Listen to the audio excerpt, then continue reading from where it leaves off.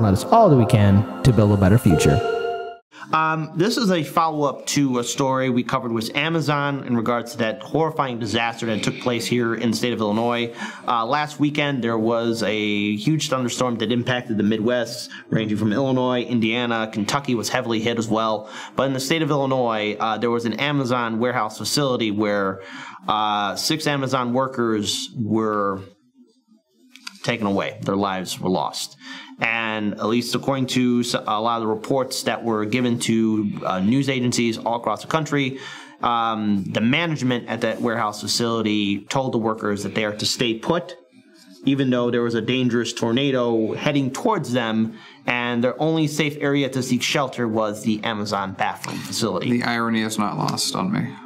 So let's talk about what the update is. Apparently, there was a worker protection bill that was blocked before tornado disasters. Lawmakers and corporate lobbyists stymied legislation to protect employees' jobs when they flee an unsafe workplace. So our lawmakers are taking care of their number one donors, their number one constituents, the people who donate to them, the corporate backers. So there we go. So if you are vote blue no matter who or diehard Republican red, guess what? You will never have a seat at the table because you're not a corporate donor. And our politicians don't give a damn about you. So in the months before, workers were reportedly barred from abandoning their job site or threatened with termination if they fled this weekend's deadly tornadoes. Corporate lobbying groups were fighting legislation to prohibit retribution against employees who seek to leave work out of fear for their safety. Amazon, which owns a warehouse where several workers were killed, its staffing firm have links to corporate lobbying groups that have been opposing the legislation, which remains stalled. NBC News reported on Monday that workers at a Kentucky candle factory were told by superiors that they could be fired if they fled their workplace as a powerful storm approached. Again, this Kentucky was heavily hit by these tornadoes, and it's really downright depressing that was taking place and what happened to all those workers. In Illinois, one Amazon worker who died reportedly texted to his girlfriend beforehand, "Amazon won't let us leave." How frightening. At least 8 workers were subsequently killed at a Mayfield Consumer Products candle factory in Kentucky, while 6 workers were killed in the Illinois disaster at Amazon, whose warehouses have been plagued by deadly cataclysms and allegations of hazardous conditions. As we've covered before on the show, especially during 2020, Amazon's facilities were still open and being used as the pandemic was still raging on, which led to the deaths of numerous workers there. As in most states, corporate interests have preserved at-will employment laws in Kentucky and in Illinois that allow employers to fire workers for no cause. But earlier this year, Illinois lawmakers introduced legislation to protect workers from such firings unless an employer had a just cause for termination. The Illinois bill, called the Illinois Employee Security Act, explicitly states that a just cause for firing does not include an employee's refusal to work under conditions that the employee reasonably believes would expose him or her or other employees or the public to an unreasonable health or safety risk. That bill seems reasonable. A lot of people are rightly talking about the triangle shirtwaist fire. Legislation. Same idea. Legislation, which has 15 sponsors, would join Illinois with Montana as the only 2 states with a just cause law. However, the bill was criticized by the powerful Chicagoland Chamber of Commerce. J.B. Pritzker. What's going on with your old friends there?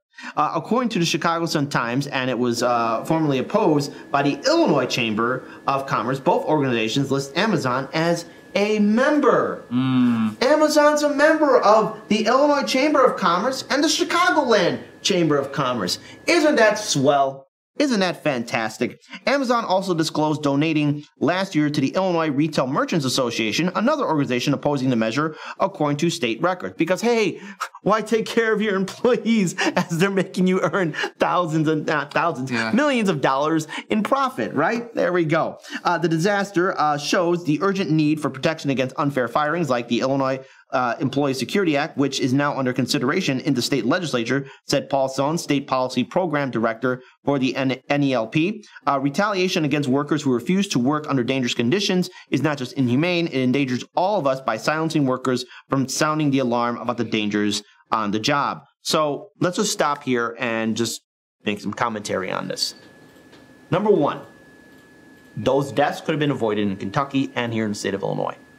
Number 2, the fact that Amazon is able to influence our politicians at the federal level shouldn't surprise anyone that at the state level, Amazon has influence over our lawmakers.